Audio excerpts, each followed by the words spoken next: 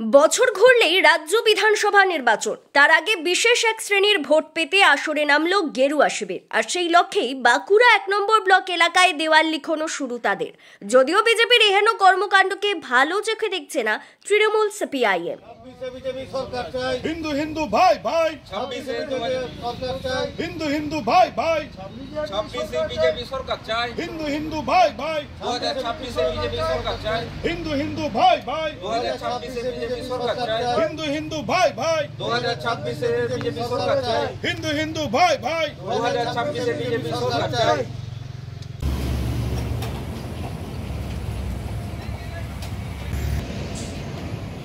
প্রসঙ্গত 2019-এর লোকসভা ও 2021-এর বিধানসভা নির্বাচনে বাঁকুড়া জেলা জুড়ে গেরুয়া ঝড়ে কার্যত কোণঠাসা হয়ে পড়েছিল শাসক তৃণমূল। যদিও পরে 2024-এর লোকসভা ভোটে হারানো বাঁকুড়া লোকসভা কেন্দ্রটি হাতছাড়া হয় তাদের। এবার সে কারণেই বিধানসভা ভোটের অনেক আগে থাকতেই বিশেষ এক শ্রেণীর ভোটকে হাতিয়ার করে ভোট বৈতরণী পেরোতে উদ্যোগী পদ্ম শিবির। আর এই কাজে সফল হলে 2021-এর বিধানসভা ভোটের পুনরাবৃত্তি সম্ভব বলেই বিজেপি নেতৃত্বের ধারণা। বিজেপি জিন্দাবাদ, বিজেপি জিন্দাবাদ, ভারত মাতা কি জয়, ভারত মাতা কি জয়। বিজেপির বাঁকুড়া জেলা কমিটির সদস্য বিকাশ ঘোষ বলেন, আমরা দেওয়াল লিখন শুরু করলাম 2026-এ বিধানসভা ভোট। তার আগে সমস্ত হিন্দুদের একত্রিত করার জন্য, হিন্দুদের সচেতন করার জন্য রাজ্যের যে শাসক দল আছে তৃণমূল কংগ্রেস যেভাবে রাজ্যটাকে চালনা করছেন, তাতে করে আমাদের পশ্চিমবঙ্গের একটা বিভাজনের সৃষ্টি করছেন। সেই জন্য আমরা বার্তা দিতে চাইছি সমস্ত হিন্দুদের যে পশ্চিমবঙ্গের তৃণমূল কংগ্রেসকে সরানোর জন্য সমস্ত হিন্দুরা একত্রিত হয়ে বিজেপিকে ভোট দিন। বিজেপিকে ছাড়া কোনো জায়গাতে ভোট দেবেন না।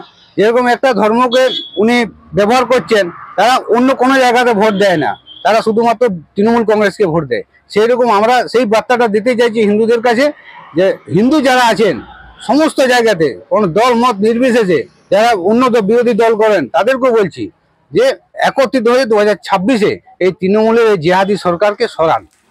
কোনো ইস্যু না পেয়ে বিজেপি বিভাজনের রাজনীতি করছে দাবি তৃণমূলের। দলের বাঁকুড়া 1 ব্লক সভাপতি অংশুমান বন্দ্যোপাধ্যায় বলেন, দেখুন, বিজেপির তো আর এখানে কোনো ইস্যু নেই, কারণ বাঁকুড়া 1 নম্বর ব্লক বলুন, বাঁকুড়া বিধানসভায় বলুন, বিজেপির কোনো বিধায়কের তরফ থেকে কোনো উন্নয়ন নেই, কোনো রাস্তাঘাটের কথাবার্তা নেই, কি করে মানুষকে পরিষেবা দিবে তার চিন্তা ভাবনা নেই। এইসব সাম্প্রদায়িক একটা হিন্দু এক হও, এই বিভাজনের রাজনৈতিক কথা বলে পশ্চিমবাংলার একটা রাজনীতিক অস্থির পরিস্থিতি তৈরি করতে চাইছে তৃণমূল কংগ্রেস। আমরা তৈরি আছি, সেরকম কোনো পরিস্থিতি হলে তৃণমূল কংগ্রেস তার মোকাবিলা করার জন্য সর্বোত্তভাবে তৈরি আছে। দেখুন, প্রথমেই বলেছি এটা নাটক। দেওয়াল লিখন করে একটা মিডিয়ার প্রচারে এসে বাঁকুড়া বিধানসভাকে এবারে রক্ষা করতে পারবে না। বাঁকুড়া বিধানসভার মানুষ 2026 সালের নির্বাচনে তৃণমূল কংগ্রেস প্রার্থীকে বিপুল ভোটে জয়ী করে মমতা বন্দ্যোপাধ্যায়ের হাতে উপহার হিসেবে তুলে দেবে। তৃণমূল বিজেপি এক, অতীত থেকে বর্তমানের একাধিক ঘটনায় সে কথা প্রমাণ করে দাবি সিপিআইএম নেতা প্রভাত কুসুম রায়ের।